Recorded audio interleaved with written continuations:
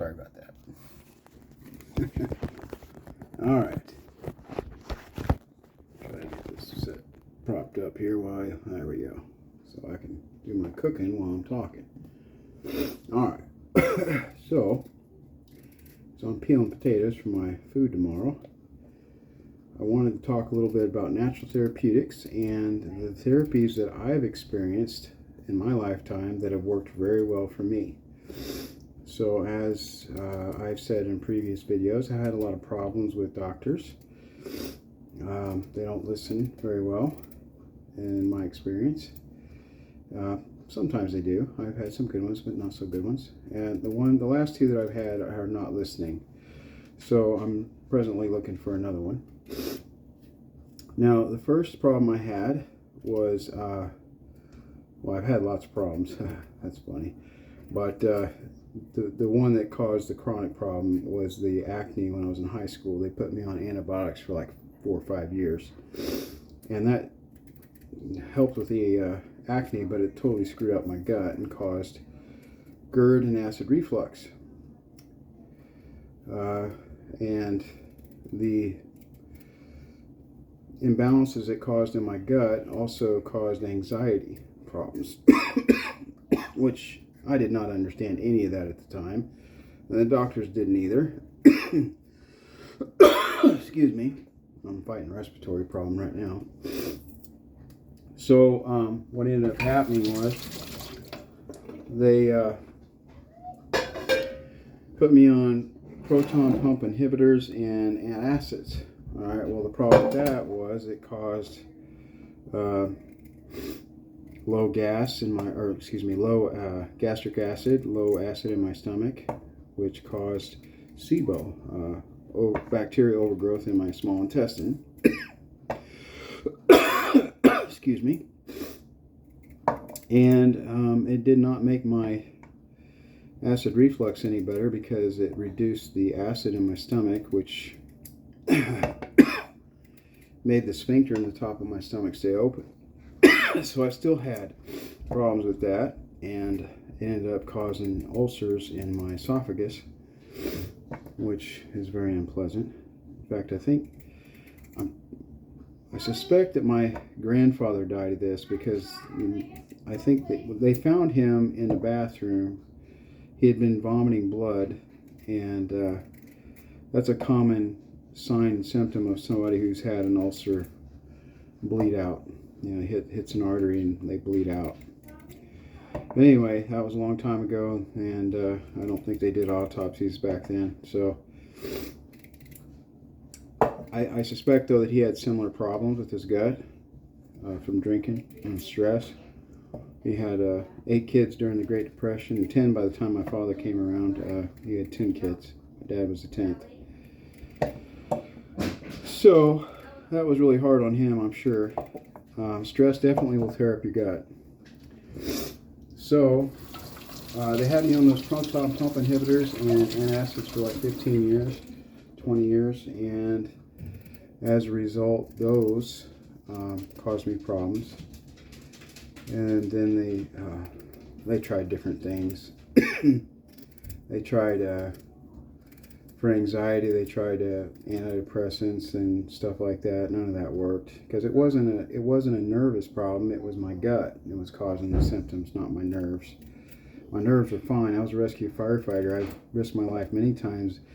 I know what real terror is, and I know generally how to deal with it. So didn't have anything to do with that. It was a physiological problem with my gut and my nervous system, my vagus nerve. All right. Don't try to tell doctors what's going on with you, because especially in that way, because they won't listen to you. But, well, some of them won't anyway. They think they know better. But regardless, their prescriptions didn't work. Didn't stop the symptoms, didn't stop any of that. So, but what has worked is natural therapeutics. So, for example, I recently discovered just this week that castor oil helps with skin issues. So I've had chronic, for the past 10 years or so, I've had rosacea and a chronic rash up here in the forehead, which I think is associated with the gut issues I've got. and I've never really been able to get rid of it completely. And the dermatologist, all the medicines they gave me to get rid of it didn't do anything. But this past week I heard that castor oil will help, and I tried it, and lo and behold, miracles happened. My forehead cleared up. So try castor oil out. That could have potentially saved me problems right from the start when I was a teenager. I just slather it on there, and at first it's kind of greasy and slimy, but it absorbs really well into the skin, and I don't wash it off. Just pat dry it with a paper towel or something to get the excess off after 10 or 15 minutes. And it's worked great. For the gut, I've been off antacids, which I got off myself, using apple cider vinegar. It restored the acid in my stomach and closed up that sphincter, so I stopped having the acid reflux, and it made it so I didn't have to take antacids anymore. But it did not fix the SIBO, which I'm still struggling with, but I have made a great deal of progress. So the SIBO, lately I've been having problems with my liver and my kidneys bothering me, and the doctor would not listen to me. I've had symptoms for months of tightness in my upper right quadrant, which is the liver, gallbladder area, and I've had back pain and in the kidneys area, both sides, and it's a deep pain. It's not like a spine pain or a surface pain.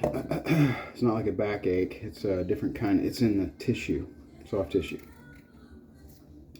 Well, they wouldn't listen to me on any of that. They tried to tell me that it was because I was a firefighter and I had old injuries from firefighting or football, but there's no sign of that. They didn't even check for that. They didn't look. So how can you know? Aside from that, I also had a whole host of kidney symptoms and signs. So, for example, I'd getting up going to the bathroom all night. Well, they tried to tell me, okay, well, that's probably your prostate. No, it's not my prostate. I have no problem with urine flow. Occasionally I will, but I know how to do the prostate with natural therapeutics too, which I'll get to also while we're talking about it. I boil cherry tomatoes, and I eat lots of pumpkin seeds for the zinc. And the combination of those two things keep my prostate nice and clear. I don't have any problems with that. But the night urination is a problem. Another problem that was showing up my blood work, which by the way, my blood work was showing some of these signs, but with your kidneys and your liver, your signs on the blood work are not going to show up until you're in failure. If they do show up, it'll be something really mild, which is what I've been having for years now. I finally learned also that my cholesterol has been low. And they never told me why my testosterone was low, which has annoyed me, and I've been bugging them about that, which they're not doing a whole lot about that either, because they got me hooked on the replacement therapy now, which kind of annoys me. So, but I've been doing research, and I've learned that, well, your testosterone is made from cholesterol, and if your cholesterol is low, how can you make testosterone, right? Well, so why is my cholesterol low? Well, they didn't know. They just said, well, it's probably just genetics. Everything's genetics. They don't know, but they just say it's genetic. Okay, well, there's no evidence of that either, okay? But I did some research and learned that a lot of times when there's a correlation between low cholesterol and high insulin levels. So you got high insulin levels, you can have low cholesterol. And low cholesterol can lead to low testosterone. Now, if you've got high insulin levels, that's a sign that you're pre-diabetic.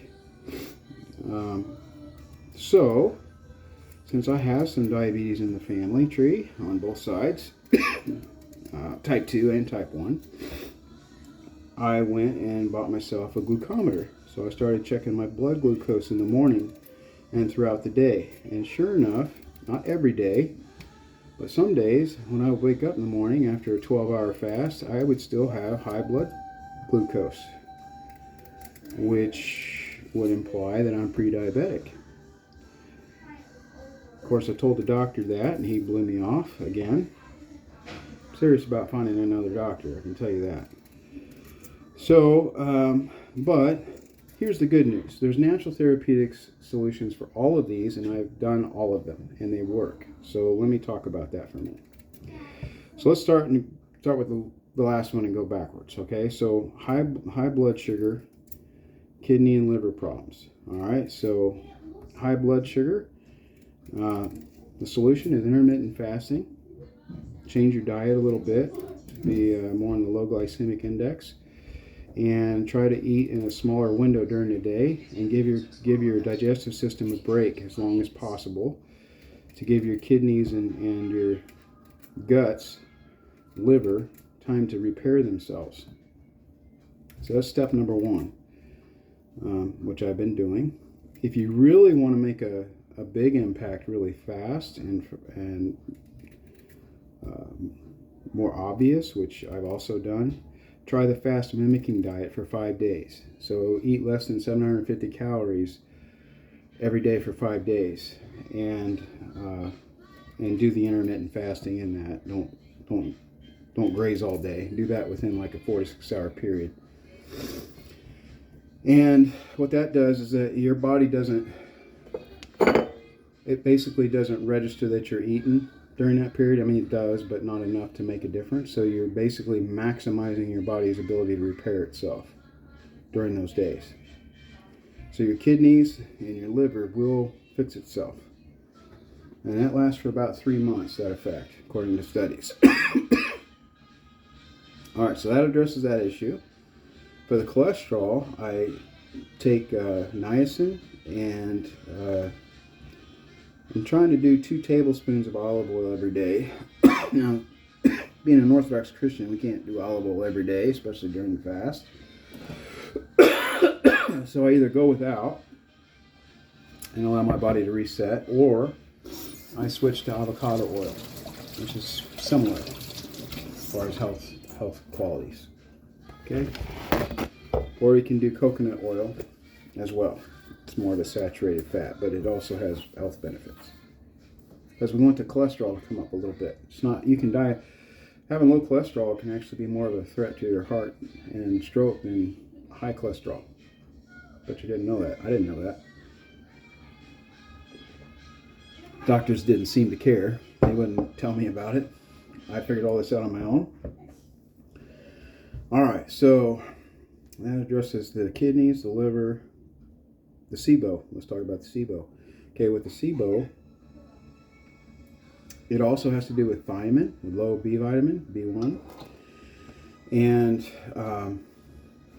getting the gallbladder and liver to flush. The gallbladder helps keep things moving in your digestive system. So, so eating healthy fibers. So potatoes, especially potatoes that have been cooked and then cooled, increase the healthy bacteria, and then I'm doing the kombucha, which helps with the healthy bacteria, and then I also do kefir, which helps with healthy bacteria. And on top of that, kefir also has a certain type of bacteria that has been shown to help increase testosterone levels in rats if you take it long enough. All right, so all that put together, and basically I'm just changing the lifestyle that I eat.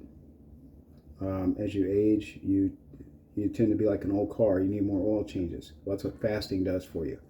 So fasting allows your body to clean itself out. Eating stuff that keeps your digestion flushed out helps to keep you from getting gunked up. Keeps your arteries clear and all that good stuff. So I've been making my own kombucha. I buy the store-bought stuff too out of convenience, but it's pretty expensive. So I've been making my own. And then I'm eating more potatoes and sweet potatoes, letting them cool. I'm eating more fish, salmon. I like, what are they called?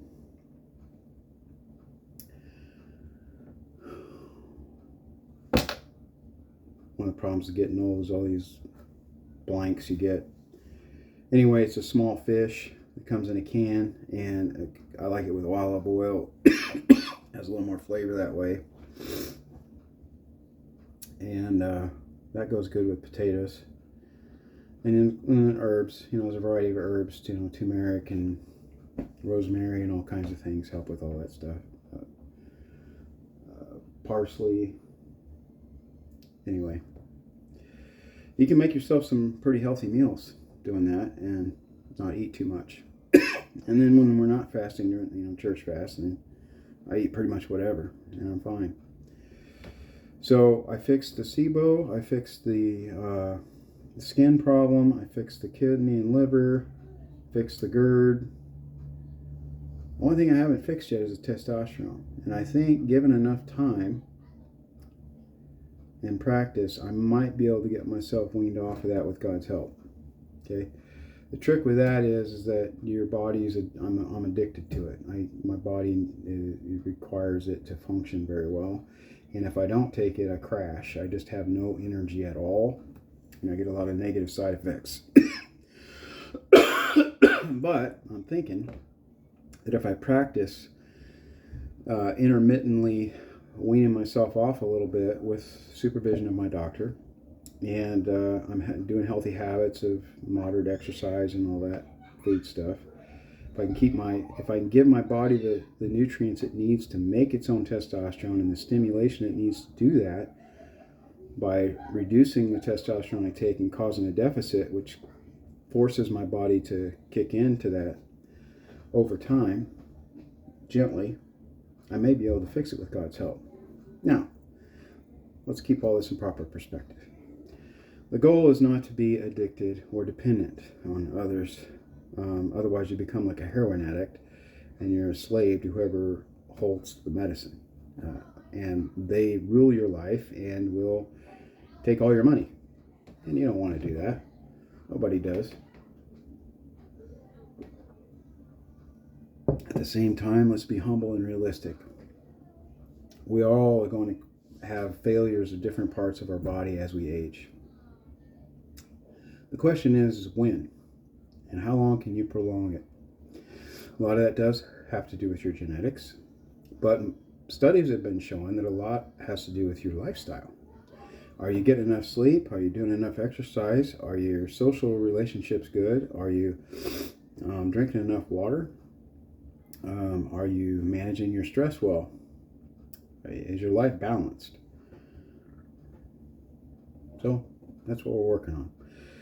As a young, aggressive male, prodigal son, I got in all kinds of trouble. I joined the military. Very much loved adventure. As a rescue firefighter, I thrive on stress and excitement. I love that sort of thing. I like to face my fears.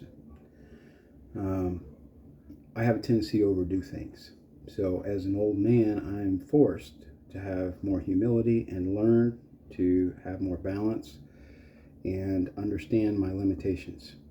And glory to God for that, because otherwise I become a ridiculous person. So true of everybody.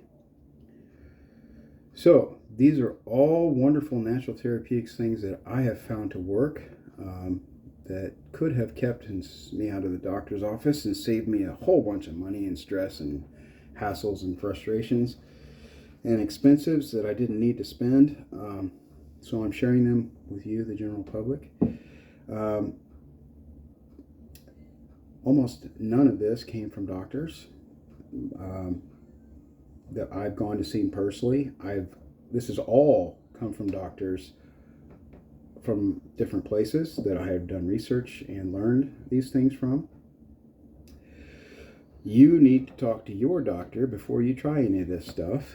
I have to say that because I'm not a doctor, and I'm not going to be responsible if you do something stupid, because it's real easy to do stupid things and hurt yourself.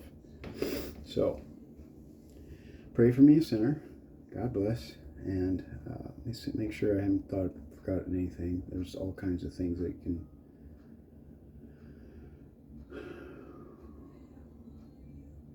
I don't know. If I think of something later, I'll come back and try to tell you. Seems like there was something else that I could have told you about that I don't remember now at the moment. So, regardless, God bless. Pray for me, a sinner. Over now.